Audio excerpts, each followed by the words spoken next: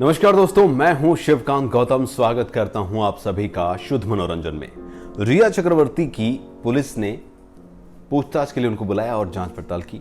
उनके बयान लिए गए और इसमें कई अहम चीजें निकल कर आई हैं। सबसे पहले रिया ने जब बयान दिया था, या रिया ने अपने बयान से पहले जब महेश भट्ट की करीबी को यह बातें बताई थी कि सुशांत की हालत क्या है, तो वो बातें कुछ अलग थी।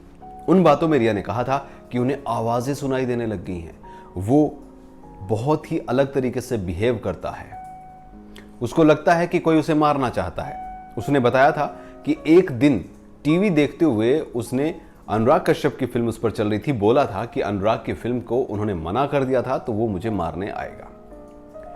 फिर बड़ा सा बैग लेकर वो उस घर से निकल ली थी। महेश भट्ट की बहुत करीबी उन्होंने ये सारी बातें बताई थी। रिया और सुशांत सिंह की शादी नवंबर में होने वाली थी, ये बातें भी सामने आ रही है। उनके चचेरे भाई ने भी कह दी और उस मकान के प्रॉपर्टी डीलर जो ब्रोकर था उसने भी ये बात कही है कि रिया चक्रवर्ती और सुशांत सिंह राजपूत दोनों के नाम इस मकान की लीज 2022 तक है, जिसका किराया 4,51,000 रुपए है। अब रिया अपने पिता के साथ पहुंची थी थाने, जहां पर उन्होंने बयान दर्ज करा दिया है। सबसे पहले तो उनकी बातों में क्या क्या चीजें निकल कर आई वो आपको बताते हैं। जो अहम 3 चीजें हैं वो बताऊंगा। उन्होंने अपने बयान में सबसे पहले तो यही कहा कि सुशांत डिप्रेशन में था, उसने मुझे फोन किया, मैं फोन नहीं उठा पाई। मेरे से पहले उसने जो है फोन महेश शेट्टी को किया था। ये बातें क्लियर थी, ये बातें सबके सामने आई थी। लेकिन उन्होंने जो बात कही है वो अलग ही है। उन्होंने कहा है कि सितंबर में सुशांत के डिप्रेशन में जाने के संकेत मिलने लग गए थे कि वो डिप्रेशन की तरफ जा रहा है, जबकि उस वक्त पे उसका शूट भी चल रहा था।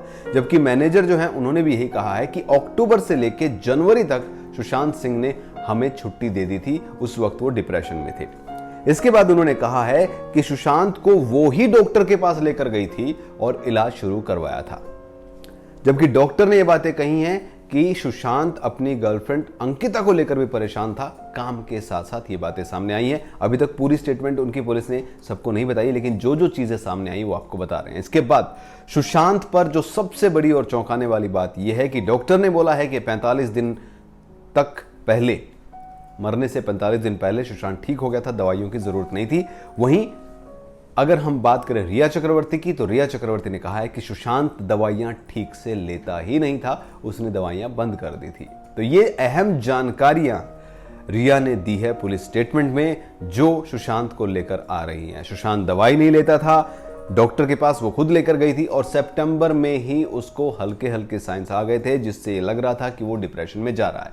लेकिन अब पिछले 6 महीने के डिप्रेशन की बात करें तो जनवरी के बाद उन्होंने अपनी मैनेजर को भी बुला लिया था, काम भी शुरू हो गया था। और कुछ दिन पहले ही उनकी एक और मैनेजर जो थी, जिन्होंने खुद दिशा ने जो सुसाइड कर चुकी है, उन्होंने 14 करोड़ का कॉन्ट्रैक्ट उनके लिए एक तैयार करवा लिया था, जो उनको वेब सीरीज के थ्रू मिल रहा था। तो कुल मिलाकर बहुत सारे सवाल अभी भी खड़े हो रहे हैं और मुंबई पुलिस इन उलझे हुए सवालों को सुलझाने में लग गई है।